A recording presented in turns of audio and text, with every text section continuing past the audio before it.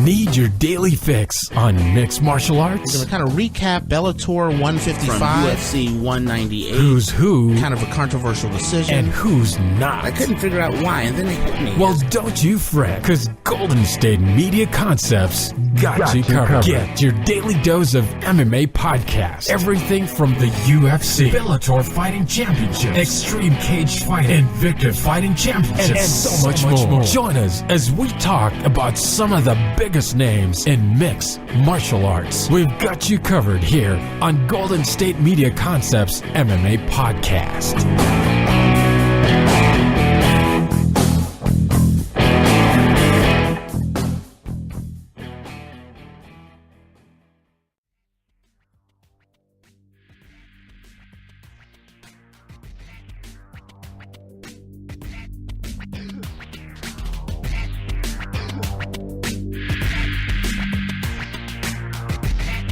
All right, now, thanks for tuning in to the GSMC MMA podcast, brought to you by the GSMC Podcast Network.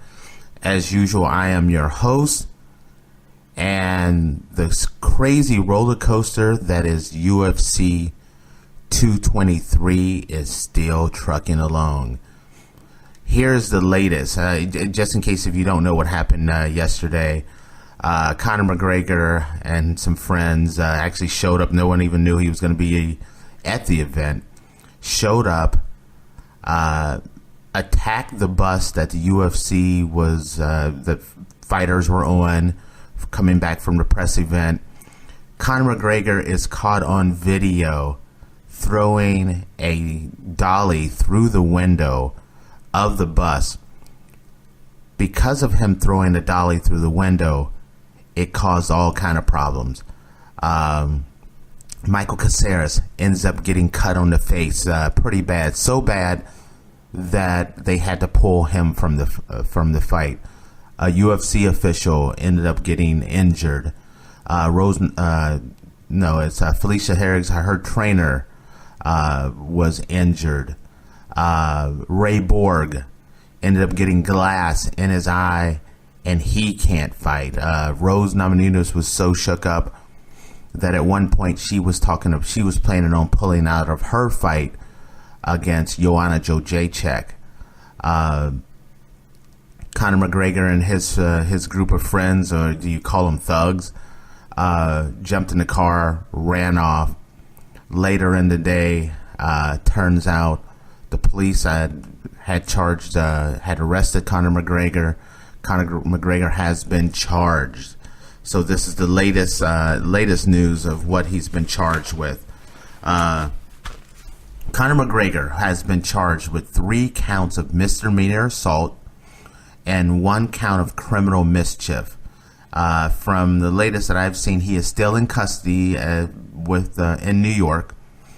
The criminal mischief one is the one that could actually, I'm not sure if that's a felony criminal mischief or not, but that's the one that could be pretty serious, adding on the 3 counts of misdemeanor assault. So Conor McGregor is actually in custody. I don't know what this means for Conor, which we can touch on a little bit. But then late last night, this morning, more news came out about UFC 223. Max Holloway has been declared medically unfit to fight. That means Max Holloway is no longer going to be fighting Khabib Nurmagomedov. That means that the main event is in serious danger. It looks like they are trying to get Anthony Pettis to end up fighting Khabib. I'm not sure if they do pull that fight off and it's Khabib versus Anthony Pettis. I don't know if that's going to be for the title or not. It's kind of a fluid situation right here. And here's the crazy thing. If they do not pull that fight off, and if Khabib and Anthony Pettis doesn't go off, that means Conor is still the champ, in jail, and probably facing some a lot of, first off, a lot of lawsuits.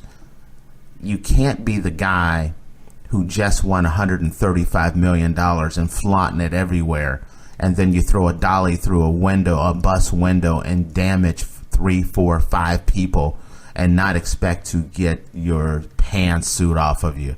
And that's what's going to happen. There's already talk of people are already starting to lawyer up and get ready to start suing Conor. And you know what? It is justified. This is a situation where Conor has just lately since the Mayweather fight, I feel like Conor has kind of gone off the deep end from his situation where fight in the bar in Ireland, where there's no footage for that, from him going to a Bellator event of an organization that he has no business and no ties to, jumping in the ring, acting crazy, and then getting mad at the referee and wanting to, attack the referee, to him slapping an official, and now him showing up at an event that he was not even a part of, UFC 223, with a group of friends and thugs, and attacking the UFC bus, which had Khabib on it. Like I said, damaging Ray Borg's eye, cutting Michael Caceres, injuring a number of other people that was on the bus. This is a bad look, and as Dana White has said, this may be the worst the worst situation that he has ever experienced in the history of the UFC. Dana has gone, he's stepped out a little bit further than I had expected him to say, as far as, right now, does he really want to be in business with Conor McGregor? No. Conor McGregor has put himself in a real bad situation. This is a situation where his antics before was, kind of helped him out and made him popular. But it's a thin line between being loved and being hated. And I think he's now officially crossed that line, where I think he's going to be shocked that a lot of fans are going to turn on him. I was listening to a show, an interview, and one of the cops was talking about how one of the cops on the scene, he was a big Conor McGregor fan until today. Conor's going to lose a lot of fans. He's going to lose a lot of sponsorships. One of the things that Conor loves, kind of like Floyd Mayweather, is the money. And these antics now has just cost him money, a lot of money. Lawsuits, sponsorships. Do not be surprised by this time next week if you don't start seeing a lot of sponsors pulling away from him. Then you have the situation of what is the UFC gonna do? They pulled together from a crazy situation where Tony Ferguson could not fight and had a fluke injury where he tripped over a cable because he had sunglasses on, to bringing in Max Holloway that had to put up the fight for 2 titles, and now you do not even have that angle. And when you look at this card and you say, now Artem Lobov no longer on the card,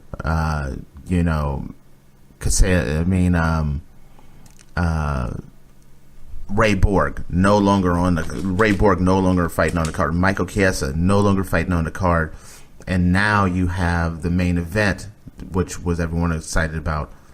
Technically, that's 5 fights that will not take place that people were excited about. The original main event of Khabib versus Ferguson, no longer. Then the replacement, Khabib versus Max Holloway, no longer. Like I said, Artem Lobov no longer going to be fighting because of his crazy actions of following Conor McGregor. So he was part of that group that was actually attacking the bus. And then we've already talked about Michael Chiesa, who has a major cut. Michael Chiesa wanted to fight, but the cut is just too bad, and there's no way he could pull that off. Ray Borg, I still haven't gotten an update on him, but I know that he had glass in his eye, and it could be pretty serious. Now, the question that comes up is, what happens now? When you start looking at this and you say, okay, we have a situation where the new main event is going to be most likely Anthony Pettis versus Khabib. That's not that exciting of a fight any longer. Do you switch the main event around and do you make it Rose versus Joanna Jędrzejczyk and make the undercard Khabib versus Anthony Pettis? Do you, if they don't pull off the Anthony Pettis Khabib fight, do they have to change this from a pay-per-view to a Fox card? There's a lot of things and a lot of speculation that still has to be coming in. I wanted just to give you guys a quick update on what was going on and give you my take. This is a much shorter episode than we normally have, but I wanted to get out here and get you guys the latest. Stay tuned to the GSMC MMA podcast. We'll try to keep you guys up to date with short episodes like this as we kind of lead into UFC 223, if that actually happens. But we just trying. This is kind of like a special update.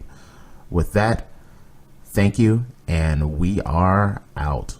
You've been listening to the Golden State Media Concepts MMA podcast, part of the Golden State Media Concepts podcast network.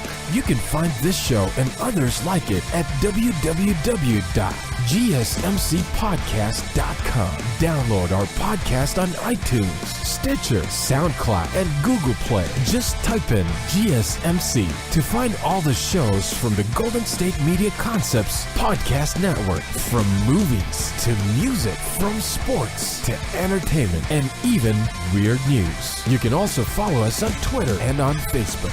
Thank you, and we hope you have enjoyed today's program.